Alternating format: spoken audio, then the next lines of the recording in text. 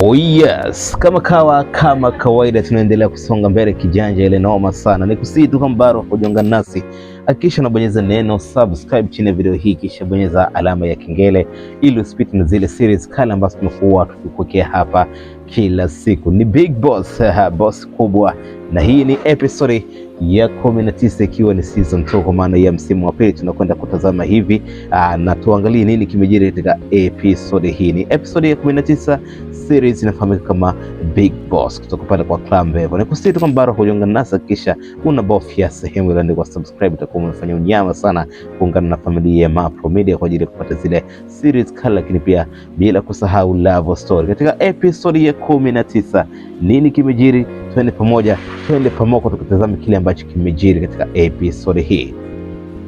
Yes, katika episode hii bwana, tunaanzia pale ambapo tunamuona mama yake na Clam akiwa ameenda kanisani, lakini cha ajabu ametoka haraka sana kabla ya misa yenyewe kutamatika, kitendo ambacho kimeashiria kuna namna hayuko sawa, ama pengine kuna kitu ambacho kinamsibu, anataka akitafutie ufumbuzi. Sasa baada ya kuwa hapa mlangoni, ghafla tunamuona mama mchungaji bwana ametoka na akiwa anamsalimia, heshima yako mama. Anamwambia safi mama mchungaji, anamwamkia kisha anamwambia samahani mama mchungaji, nakumbuka siku ile uliniomba namba ya simu ya Clam na ukaniahidi kwamba utaongea naye, lakini haujanipa mrejesho. Nini kimejiri?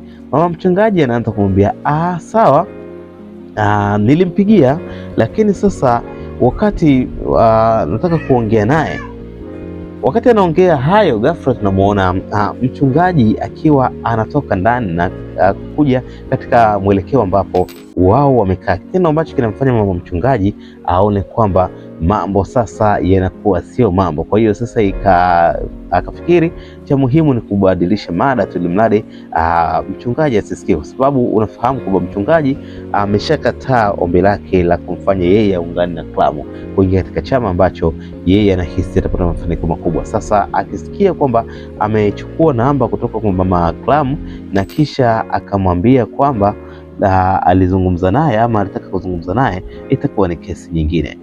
Anamwambia maombi ni muda wote mama, ukitaka kuomba omba muda wote. Kisha wanamuaga, anaondoka na mchungaji na kumwacha mama Clam akiwa katika eneo lile, huku akiwa kodole macho wakiwa wanaishia.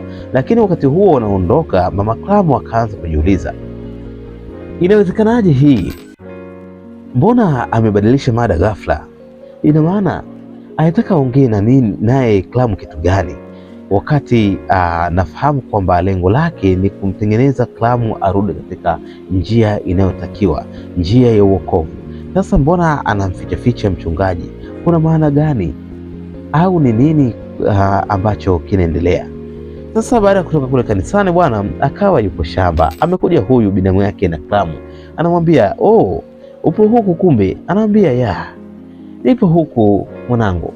Anamwambia lakini mbona kama unaonekana hauko sawa hivi? Ni kitu gani ambacho kinakusibu? Hebu nieleze, nakuona kama mtu ambaye una mawazo.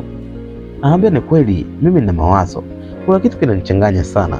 Unajua mama mchungaji aliwahi kunifuata na kuniambia kwamba anahitaji namba ya Clam, anataka kuzungumza naye ili aweze kuingia katika uokovu, na mimi nikampatia ile namba.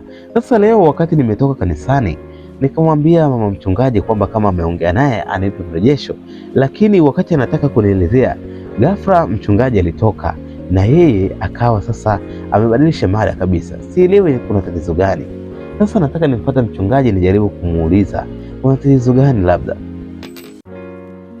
Binamu yake na Klamu anamkataza shangazi yake. Anamwambia hiyo sasa utakosea, kwa sababu huwezi jua, inawezekana anajaribu kumtengeneza Klamu arudi katika uokovu, alafu amfanyie surprise mchungaji.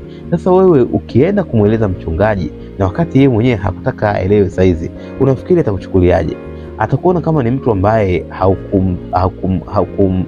haukumwelewa ama pengine haukumwamini, na ndio maana anaenda kumwambia mchungaji. Kwa nakusii usiende kumfuata mchungaji, mwache hadi amalizane na Klamu, nafikiri kila kitu kitakuwa sawa. Anambia sawa, nimekuelewa.